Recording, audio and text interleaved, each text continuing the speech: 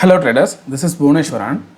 இன்னைக்கு மார்க்கெட்டில் வந்து பெரிய லெவலில் எதுவுமே மூவ்மெண்ட் இல்லை. ஏன்னா மார்க்கெட் ஓப்பன் ஆகும்போது பார்த்தீங்க அப்படின்னா நல்ல ஒரு கேப் அப்பில் தான் ஓப்பன் ஆனிச்சு. ஸோ நம்ம லாஸ்ட் வீடியோவில் சொல்லியிருந்தோம், நிஃப்டிக்கு சரி பேங்க் நிஃப்டிக்கு சரி இது வந்து ஒரு இன்சைட் கேண்டில் மாதிரி ஒரு பேட்டர்ன் வந்து கடைசியாக ஃபார்ம் ஆயிருக்கு. ஸோ மார்க்கெட் வந்து கொஞ்சம் ஸ்லைட்டாக அப் மூவ்மெண்ட் போகிறதுக்கான வாய்ப்பு இருக்குது. ஸோ எல்லோரும் இந்த இடத்துல என்ன பண்ணுவாங்க அப்படின்னு பார்த்தீங்கன்னா, ஸோ இங்கே மார்க்கெட் சப்போஸ் ஃப்ளாட்டாக ஓப்பன் ஆனிச்சுன்னா கூட பை சைடு தான் போக ட்ரை பண்ணுவாங்க. அதாவது மார்க்கெட் வந்து லாங் சைடு போக ட்ரை பண்ணுவாங்க. ஸோ இதோட இந்த லோவை வந்து ஸ்டாப் லாஸாக வச்சுட்டு ஃபர்தராக அந்த மாதிரி போவாங்க அப்படின்னு சொல்லியிருந்தோம். ஆனால் மார்க்கெட் இன்றைக்கி ஓப்பன் ஆகும்போதே பார்த்தீங்கன்னா நல்ல ஒரு கேப் அப்பில் தான் ஓப்பன் ஆனிச்சு. ஸோ இந்த இடத்துல ட்ரேடர்ஸோட சைக்காலஜி எப்படி இருக்கும் பார்த்தீங்கன்னா, மார்க்கெட் இந்த இடத்துல பாருங்கள், அதுக்கு முன்னாடி நாள் என்னாச்சுன்னா ஒரு பிரேக் அவுட் கொடுத்ததுக்கப்புறம் மார்க்கெட் வந்து ஒரு நல்ல அப்சைடு மூவ்மெண்ட்டு. அதுக்கப்புறம் பார்த்தீங்கன்னா ஆல் டைம் ஹை கிட்ட போகவும் ஒரு ப்ராஃபிட் புக்கிங் நடந்து மார்க்கெட் அதுக்கப்புறம் பார்த்தீங்கன்னா ஒரு பெரிய ஃபால். இன்றைக்கி என்ன நடக்கும், இதே மாதிரி நடக்கிறதுக்கான சான்சஸ் இருக்குது அப்படின்னு சொல்லிட்டு தான் பார்த்தீங்கன்னா யாருமே வந்து பெரிய லெவலில் பார்ட்டிசிபென்ட்ஸ் உள்ள இறங்கலை, பை சைடில் வந்து ஹெவியாக போகலை. ஏன்னா மார்க்கெட் ஓப்பன் ஆனதே பார்த்தீங்கன்னா நல்ல கேப் அப்பில் ஓப்பன் ஆகிடுச்சு. அப்படிங்கிறப்போ ப்ரீவியஸ் டேவோட ஹையை வந்து ஸ்ட்ராங்காக பிரேக் பண்ணல. இந்த இடத்துல பாருங்கள் 15 மினிட்ஸ் கேண்டில் வந்து பிரேக் பண்ணி க்ளோசிங் எங்கேயுமே வைக்கல ப்ரீவியஸ் டேவோட ஹையை. அதனால் இதை வந்து பிரேக் பண்ணதுக்கப்புறம் ஃபர்தராக நம்ம வந்து பை சைடு போகலாம் அப்படிங்கிற மாதிரி நிறைய பேர் வெயிட் பண்ணிட்டு இருந்திருப்பாங்க. ஆனால் மார்க்கெட் வந்து போகவே இல்லை. இன்றைக்கி பார்த்தீங்கன்னா பெரிய லெவலில் எந்த மூவ்மெண்ட்டும் இல்லாமல் மேலேயும் போகலை, கீழேயும் வரல. ஸோ எந்த விதமான பெரிய மூவ்மெண்ட்டும் இல்லாமல் மார்க்கெட் வந்து ஒரு சைட்வேஸ்லேயே முடிஞ்சிருச்சு. ஸோ நாளைக்கான மார்க்கெட்டுக்கு எது வந்து மேஜர் ரெசிஸ்டன்ஸாக இருக்குன்னு பார்த்தீங்கன்னா, இன்னைக்கு இந்த டே இருக்குது இல்லையா, இன்னையோட டே ஹை தான் பார்த்தீங்கன்னா நாளைக்கு மார்க்கெட்டுக்கு கரண்ட் ரெசிஸ்டன்ஸாக இருக்கிறதுக்கான வாய்ப்பு இருக்குது. அதாவது இந்த 22,530 இதுதான் பார்த்தீங்கன்னா நாளைக்கான இமிடியேட் ரெசிஸ்டன்ஸாக இருக்கிறதுக்கான வாய்ப்பு இருக்குது. சப்போர்ட்டாக எதுக்கு இருக்கும், ஃபஸ்ட்டு சப்போர்ட் வந்து எதுன்னு பார்த்தீங்க அப்படின்னா 22,415 இது வந்து ஃபஸ்ட்டு சப்போர்ட்டாக இருக்கும். 415 வந்து நோட் பண்ணிக்கோங்க, இந்த ரேஞ்ச் சரியா. ஸோ இது வந்து ஃபஸ்ட்டு சப்போர்ட்டாக இருக்கும். ஏன்னா ப்ரைஸ் ஆக்ஷன் படி பாருங்கள், நமக்கு மார்க்கெட் ஒன்ஸ் இங்கே வந்ததுக்கப்புறம் இந்த இடத்துல வந்து ஒரு சின்னதாக ஒரு செல்லிங் ப்ரெஷர் வர ட்ரை பண்ணியிருக்கு. அதுக்கப்புறம் இந்த இடத்துல கொஞ்சம் சைட்வேஸில் மார்க்கெட் நகர்ந்து அதுக்கப்புறம் இது நல்லா ஸ்ட்ராங்காக பிரேக் பண்ணி தான் மேலே போயிருக்கு. அப்போது மார்க்கெட் கீழே இறங்குனுச்சு அப்படின்னா இதில் வந்து ஃபஸ்ட்டு சப்போர்ட் எடுக்கிறதுக்கு வாய்ப்பு இருக்குது. ஏன்னா இது முன்னாடி வந்து ரெசிஸ்டன்ஸாக ஆக்ட் ஆகிருக்கு. ஸோ இந்த லைன் வந்து நாளைக்கான மார்க்கெட்டுக்கு ஃபஸ்ட்டு சப்போர்ட்டாக இருக்கிறதுக்கான சான்சஸ் இருக்குது. ஸோ இதெல்லாம் எப்போ சப்போர்ட் அண்ட் ரெசிஸ்டன்ஸாக ஆக்ட் ஆகும் அப்படின்னு பார்த்தீங்கன்னா, மார்க்கெட் வந்து ஃப்ளாட்டாக இந்த ரேஞ்சுக்குள்ளேயே ஓப்பன் ஆனால் தான் பார்த்தீங்கன்னா இதெல்லாம் சப்போர்ட் அண்ட் ரெசிஸ்டன்ஸாக இருக்கும். இன்கேஸ் மார்க்கெட் வந்து ஒரு கேப் டவுனில் ஓப்பன் ஆனிச்சு அப்படின்னா இது திரும்ப என்ன ஆகிடும்னா ரெசிஸ்டன்ஸாக மாறிடும் சரியா. ஸோ அந்த மாதிரி மார்க்கெட் எங்கே ஓப்பன் ஆகுதுன்னு தெரிஞ்சுக்கிட்டு அதுக்கு தகுந்த மாதிரி இந்த சப்போர்ட் அண்ட் ரெசிஸ்டன்ஸை நீங்கள் மாற்றிக்கலாம். நெக்ஸ்ட் இதுக்கான அடுத்த சப்போர்ட் எதுவாக இருக்கும் அப்படின்னு பார்த்தீங்கன்னா இந்த ரேஞ்சு 22,340 இதை வந்து அடுத்த சப்போர்ட்டாக நம்ம வச்சுக்கலாம். ஸோ இதையும் நோட் பண்ணிங்க, 345 இதையும் நோட் பண்ணிக்கோங்க. இதை பிரேக் பண்ணிச்சு ஃபஸ்ட்டு 22,415 பிரேக் பண்ணிச்சு அப்படின்னா ஃபர்தராக பார்த்தீங்கன்னா இந்த அளவுக்கு வரதுக்கான வாய்ப்பு அப்படிங்கிறது வந்து இருக்குது. ஏன்னா இந்த இடத்துலலாம் பார்த்தீங்கன்னா இந்த கேப்ஸ் வந்து கொஞ்சம் இருக்குது ஒவ்வொரு கேண்டலுக்கும் இடையில். ஸோ இதை வந்து ஃபில் பண்ண கண்டிப்பாக மார்க்கெட் ட்ரை பண்ணோம். ஸோ மார்க்கெட் வந்து நல்ல கேப் அப்பில் போயிடுச்சு அப்படின்னா கரெக்ஷன் ஆகிடும், நம்ம வந்து புட் சைடு போயிடலாம், இல்லைனா மார்க்கெட்டில் வந்து ஷார்ட் சைடு போயிடலாம் அப்படிங்கிற மாதிரி எண்ணத்தோட எப்போவுமே ட்ரேடிங்கில் வந்து போகாதீங்க. ஏன்னா மார்க்கெட்டோட ஓவரால் ட்ரெண்ட் அப்படிங்கிறது வந்து இப்போதைக்கு அப் ட்ரெண்டில் இருக்குது. அப்படிங்கிறப்போ மார்க்கெட் வந்து சின்ன சின்னதாக கரெக்ஷன் வரும். இந்த மாதிரியான பெரிய ஃபாலுங்கிறது வந்து எப்பயாவது தான் வரும் சரியா. ஸோ இதை மீன் பண்ணிக்கிட்டு நிறையா பேருக்கான எக்ஸ்பீரியன்ஸ் எப்படி இருக்குன்னா, நம்ம இதுக்கு முன்னாடி எந்த ட்ரேடை வந்து எந்த மாதிரி எக்ஸ்பீரியன்ஸ் பண்ணோமோ அது வந்து அடுத்த நாள் நடக்க வாய்ப்பு இருக்கோ, இல்லை நம்ம எப்போயாச்சும் ஆப்பர்ச்சுனிட்டி எதிர்பார்க்கணும் அப்படின்னா அப்போவும் இது மாதிரியான ட்ரேடு வந்து நமக்கு கிடைக்கிறதுக்கு வாய்ப்பு இருக்கா அப்படின்னு சொல்லிட்டு கேப் அப்பில் ஓப்பன் ஆகும்போது எல்லாமே பார்த்தீங்கன்னா இங்கே வந்து மார்க்கெட் கீழே விழுமோ, சரி நம்ம வந்து ஒரு புட் ஆப்ஷனை ட்ரை பண்ணலாமோ அப்படின்னு சொல்லிட்டு ஸோ இந்த தேர்ஸ்டே நடந்துச்சு பார்த்தீங்களா. ஸோ இந்த மாதிரியான ட்ரேடு வந்து நடக்கிறதுக்கு வாய்ப்பு இருக்குது அப்படின்னு சொல்லிட்டு இந்த இடத்துல ஆப்பர்ச்சுனிட்டியை வந்து தேடிக்கிட்டு இருப்பாங்க. ஸோ எல்லா நாளுமே அது மாதிரி அமைஞ்சிடாது. மார்க்கெட் கேப் அப்பில் ஓப்பன் ஆயிருக்கு அப்படின்னா கொஞ்சம் கரெக்ஷன் தான் நடக்கும், இல்லைனா சைட்வேஸில் தான் மார்க்கெட் வந்து மூவ் ஆகும். ஏன்னா மார்க்கெட்டோட பார்ட்டிசிபென்ட்ஸ் ட்ரேடர்ஸ்க்கு வந்து மார்க்கெட் எந்த டைரெக்ஷனில் போக போகுதுங்கிற ஒரு ஐடியா தெரியாது. ஒன்று ஃபஸ்ட்டு 15 மினிட்ஸ் கேண்டில் வந்து ஸ்ட்ராங்காக பிரேக்கிங் வைக்குதா, இல்லை ஆல்ரெடி இந்த ஹையை வந்து பிரேக் பண்ணி க்ளோசிங் வைக்குதான்னு பார்ப்பாங்க.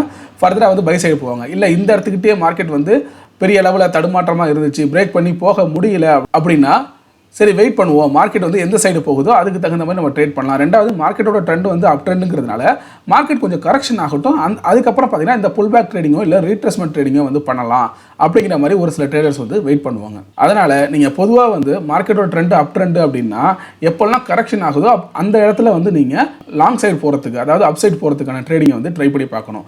மார்க்கெட் வந்து அப் ட்ரெண்டில் இருக்கும்போது எப்படா விழுன்னு காத்துக்கிட்டு அதுக்கு ஆப்போசிட்டாக ட்ரேட் எடுக்க நம்ம ட்ரை பண்ணக்கூடாது.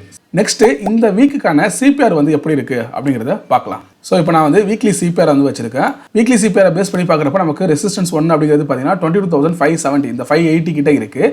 அதே போல் பார்த்தீங்கன்னா மார்க்கெட் வந்து சிபிஆருக்கும் மேலே தான் ட்ரேட் ஆகிட்டு இருக்கு சரியா. வீக்லி சிபிஆருக்கு மேலே தான் வந்து ப்ரைஸ் வந்து ட்ரேட் ஆகிட்டு இருக்கு. அப்படிங்கிறப்போ இப்போதைக்கு கரெக்டாக பார்த்தீங்கன்னா அப்சைட் மூவ்மெண்ட் கொடுக்கறதுக்கான சான்சஸ் இருக்குது. இல்லைனா இதுக்குள்ளேயே ட்ரேட் ஆகலாம். சரியா, மார்க்கெட் வந்து கொஞ்சம் கரெக்ஷன் நடக்கலாம். அப்படி இன்கேஸ் கரெக்ஷன் நடந்தால் கூட இந்த சிபிஆர் கிட்ட வரப்பெல்லாம் பார்த்தீங்கன்னா மார்க்கெட் வந்து சப்போர்ட் எடுத்துணும். ஸோ இது எல்லாத்தையும் பார்த்தீங்கன்னா ஓரளவு அனலிசிஸ் பண்ணி வச்சுருக்கேன். கரெக்டாக எப்படி இருக்குது ப்ரைஸ், எந்த இடத்துக்கிட்ட ட்ரேட் ஆகிட்டு இருக்கு, ஸோ எந்த மாதிரி ட்ரேடிங் வந்து நம்ம ட்ரை பண்ணலாம், பை அண்ட் டிப்பை வந்து நம்ம ட்ரை பண்ணலாமா, இல்லை செல் அண்ட் ரைஸை வந்து ட்ரை பண்ணலாமா, ஸோ இந்த மாதிரி புல் பேக் ட்ரேடிங், ரீட்ரேஸ்மெண்ட் ட்ரேடிங்லாம் நம்ம ட்ரை பண்ணி பார்க்கலாமா அப்படின்னு சொல்லி உங்களுக்குள்ளேயே ஒரு ஐடியா வந்து வச்சுக்கோங்க. நீங்கள் ஆப்ஷன்ஸ் ட்ரேடிங் பண்ணுறப்போ கொஞ்சம் ஸ்ட்ரைக் ப்ரைஸை சூஸ் பண்ணுறதுல கொஞ்சம் கவனமாக இருங்க.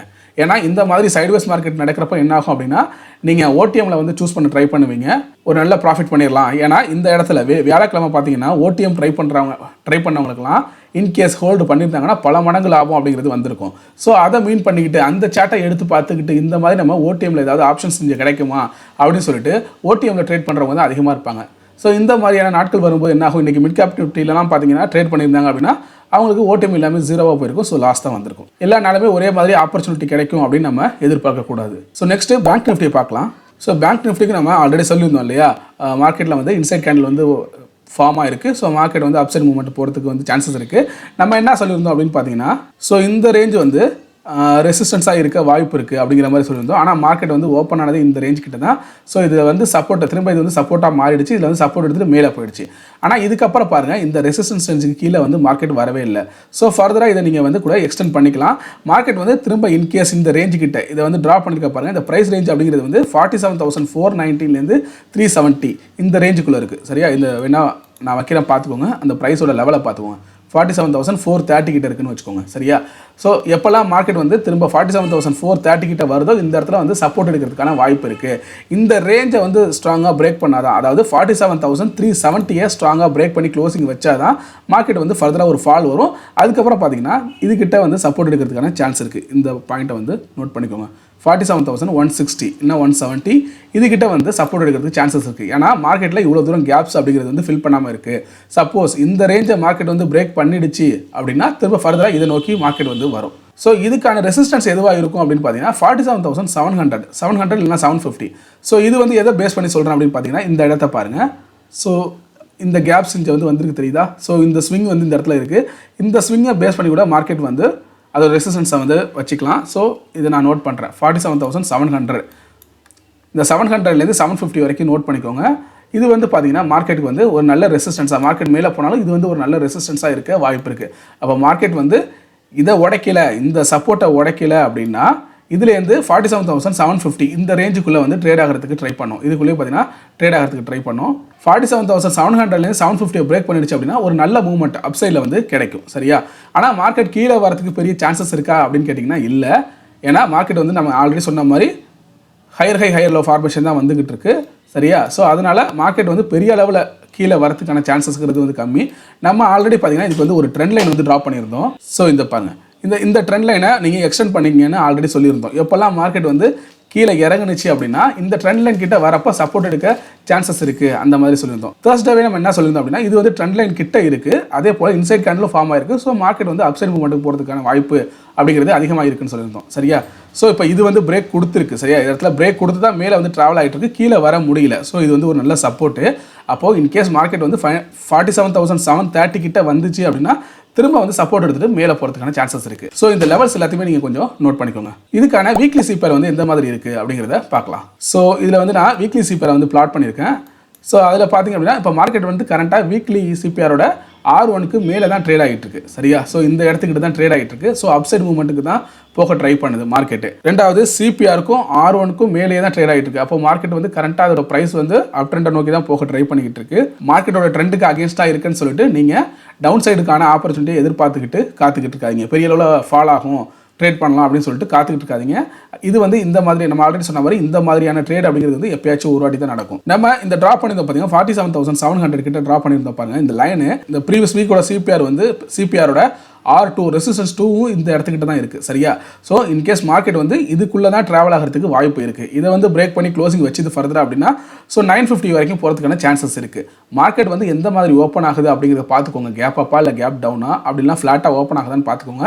அதுக்கு தகுந்த மாதிரி இந்த சப்போர்ட் அண்ட் ரெசிஸ்டன்ஸ் லெவலை நீங்கள் வந்து சேஞ்ச் பண்ணிக்கோங்க. சரியா, இப்போது இதுவே கேப் அப்பில் ஓப்பன் ஆனால் என்ன ஆகும் அப்படின்னா இந்த ரெசிஸ்டன்ஸ் அப்படிங்கிறது வந்து சப்போர்ட்டாக மாறிடும். அதுக்கப்புறம் மார்க்கெட் கீழே வந்தால் கூட இதில் சப்போர்ட் எடுத்து திரும்ப மேலே தான் போகும். இதே போல் மார்க்கெட் கேப் டவுனில் ஓப்பன் ஆனால் என்ன ஆகும், இந்த ரேஞ்ச் திரும்ப பார்த்தீங்கன்னா ரெசிஸ்டன்ஸாக மாறிடும். திரும்ப இதுக்குள்ளேயே தான் மார்க்கெட் வந்து ட்ராவல் ஆக ட்ரை பண்ணும். சரியா? ஸோ அதனால் எந்த மாதிரி ப்ரீ மார்க்கெட்டில் ஓப்பன் ஆகுது அப்படின்னு பார்த்துட்டு அதுக்கு தகுந்த மாதிரி உங்களோட ட்ரேடிங் ஸ்டைலை வந்து வச்சுக்கோங்க.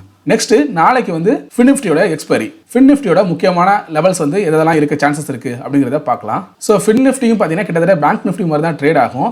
அதுலேயும் பார்த்தீங்க அப்படின்னா இந்த லெவல்ஸ் தான். ஸோ இது வந்து சப்போர்ட்டாக இருந்திருக்க வேண்டியது, அதாவது ரெசிஸ்டன்ஸாக இருந்திருக்க வேண்டியது இந்த ரேஞ்சு. அந்த ரேஞ்சை வேணால் நோட் பண்ணிக்கோங்க. 22,140. சரியா? மார்க்கெட் எப்போல்லாம் இந்த 22,140 கிட்ட வருதோ அப்போலாம் சப்போர்ட் எடுக்கும். இந்த இடத்த பாருங்கள். இங்கே வந்து இதை வந்து ரெசிஸ்டன்ஸாக முன்னாடி நம்ம வந்து நினச்சிக்கிட்டு இருந்தோம். ஸோ அந்த ரெசிஸ்டன்ஸை பிரேக் பண்ணி மார்க்கெட் மேலே போயிடுச்சு. திரும்ப அதுக்கிட்ட வந்து சப்போர்ட் எடுத்துருக்கு. அகெயின் வந்து மார்க்கெட் கீழே வந்துச்சுன்னா இந்த இடத்துல சப்போர்ட் எடுக்கிறதுக்கான சான்சஸ் இருக்குது. இந்த ரேஞ்சை பிரேக் பண்ணுது, அதாவது 22,115 பிரேக் பண்ணி கீழே க்ளோசிங் வச்சுது அப்படின்னா ஃபர்தராக வந்து ஒரு ஃபால் வரதுக்கான சான்சஸ் அப்படிங்கிறது வந்து இருக்குது. ஸோ இதுக்கான நெக்ஸ்ட் சப்போர்ட் எதுவாக இருக்கும் அப்படின்னா இந்த ரேஞ்சு 21,000 இருக்குது பார்த்தீங்களா? ஸோ இது வந்து பார்த்தீங்கன்னா இதுக்கான அடுத்த சப்போர்ட்டாக இருக்கிறதுக்கான சான்சஸ் இருக்குது. இந்த 21,000 வந்து நீங்கள் நோட் பண்ணிக்கோங்க. ஸோ இதுக்கான மேலே இதுக்கான ரெசிஸ்டன்ஸ் அப்படின்னு பார்த்தீங்கன்னா இமிடியேட் ரெசிஸ்டன்ஸ்ங்கிறது வந்து 21,250. ஸோ இந்த டேவோட ஹையை கூட நோட் பண்ணிக்கோங்க, இல்லைனா 21,250 இது வந்து நோட் பண்ணிக்கோங்க. இதுதான் பார்த்தீங்கன்னா கரண்ட் ரெசிஸ்டன்ஸாக வந்து இருக்குது, அதாவது இமிடியேட் ரெசிஸ்டன்ஸு. ஸோ இதை பிரேக் பண்ணிச்சு அப்படின்னா ஃபர்தராக வந்து ஒரு நல்ல மூவ்மெண்ட் வந்து மார்க்கெட் கொடுக்கும். ஸோ இதெல்லாம் வந்து நீங்கள் நோட் பண்ணிக்கோங்க. அடுத்ததாக வீக்லி சிபேரை வந்து நம்ம பிளாட் பண்ணி பார்க்கலாம், எப்படி இருக்குது அப்படிங்கிறத பார்ப்போம். ஸோ இப்போ வீக்லி சிபேரை வந்து பிளாட் பண்ணியிருக்கோம். ஆல்ரெடி பார்த்தீங்கன்னா மார்க்கெட் வந்து சிபிஆருக்கும் ரெசிஸ்டன்ஸ் R1க்கும் நடுவில் தான் ட்ரேட் ஆகிட்டு இருக்கு. ஸோ மார்க்கெட் வந்து அப்சைடு போக தான் ட்ரை பண்ணுது. ஓகேவா? மார்க்கெட்டோட அந்த ப்ரைஸுங்கிறது வந்து அப்சைடு மூவ்மெண்ட்டுக்கு தான் ட்ரை பண்ணிக்கிட்டு இருக்கு. ஆனால் இந்த ரெசிஸ்டன்ஸ் வந்து இதால் பிரேக் பண்ண முடியல. அங்கே அப்புறம் மார்க்கெட் ஓப்பன் ஆகி அதுக்கப்புறம் ஃபஸ்ட்டு 15 மினிட்ஸ் கேண்டில் வந்து க்ளோசிங் வச்சது R1 கிட்ட. ஆனால் இந்த R1 வந்து பிரேக் பண்ணி இதால் க்ளோசிங்கிறது வந்து வைக்க முடியல. லாஸ்ட் 15 மினிட்ஸ் கேண்டிலும் பார்த்தீங்கன்னா இந்த R1 பிரேக் பண்ண தான் ட்ரை பண்ணுச்சு. ஆனால் இந்த இடத்துல பார்த்தீங்கன்னா பெரிய விக் ஃபார்ம் ஆகிட்டு திரும்ப இது வந்து ஒரு பேரிஷ் கேண்டிலாகவே ஃபார்ம் ஆகிடுச்சு. சரியா? அப்போ இது R1 பிரேக் பண்ணுச்சு அப்படின்னா ஃபர்தராக வந்து ஒரு நல்ல மூவ்மெண்ட் கொடுக்க வாய்ப்பு இருக்குது. ஸோ நெக்ஸ்ட் வந்து 22,250 வந்து ஒரு ரெசிஸ்டன்ஸாக இருக்கும். இதையும் பிரேக் பண்ணிச்சு அப்படின்னா ஃபர்தராக ஒரு நல்ல மூவ்மெண்ட் வந்து மார்க்கெட்டில் இருக்கும். ஸோ டவுன் சைடில் இந்த சப்போர்ட்லாம் இருக்குது. இது வந்து ஒரு சப்போர்ட். நெக்ஸ்ட் பார்த்தீங்கன்னா சிபிஆர்லாம் இந்த இடத்துல இருக்குது. ஸோ இதெல்லாம் பேஸ் பண்ணி இந்த லெவலெல்லாம் மார்க் பண்ணிக்கோங்க. இதுக்கு தகுந்த மாதிரி உங்களோட ட்ரேடிங் அப்படிங்கிறத வச்சுக்கோங்க.